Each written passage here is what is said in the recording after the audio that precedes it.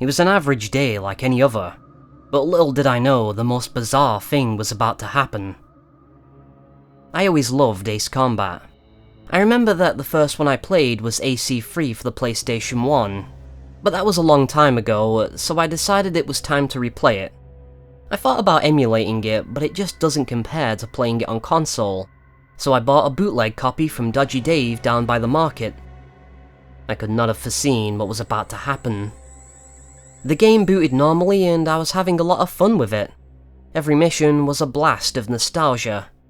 It really was a game that was dear to my heart. I was about to be finished with my playthrough and was at the final mission, Electrosphere. The level started normally. Since it was the US release, it was shorter and didn't have the story from the original Japanese version. A dialogue box appeared on screen saying that an AI was controlling the UI-4054 Aurora, and that I should be careful of it. In the Japanese version, there was an actual pilot in it. Kind of, sort of. It's hard to explain. Anyway, it wasn't an easy fight, but in the end I came out on top. Suddenly, a scene appeared while the plane was going down in flames, and I heard a voice.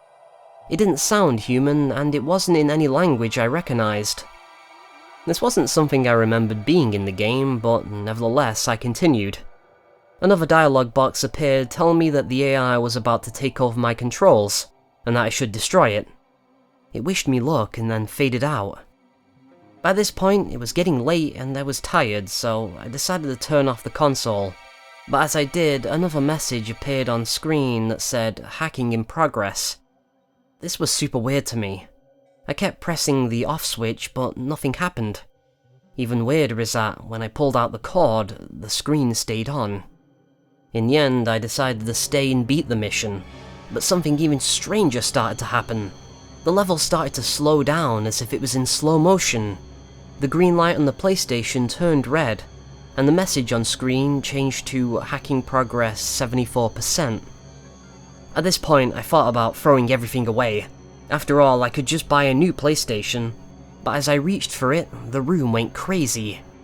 The alarm clock was making noise and my PC started going ballistic. Not only was the game hacking my console, but everything in my house.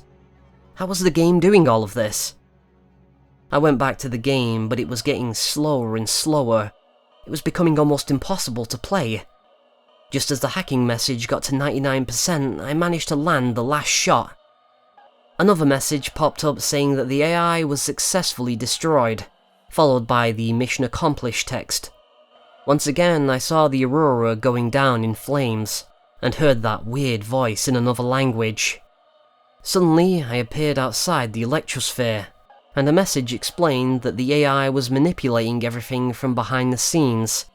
It was programmed to gain its own will and start making its own decisions. That's how it managed to break the barrier of cyberspace into our world. Thanks to my efforts, it was over, but they didn't know for sure, so they told me to keep my guard up just in case. After that, the credits started to roll and the console shut off. It makes sense, I suppose.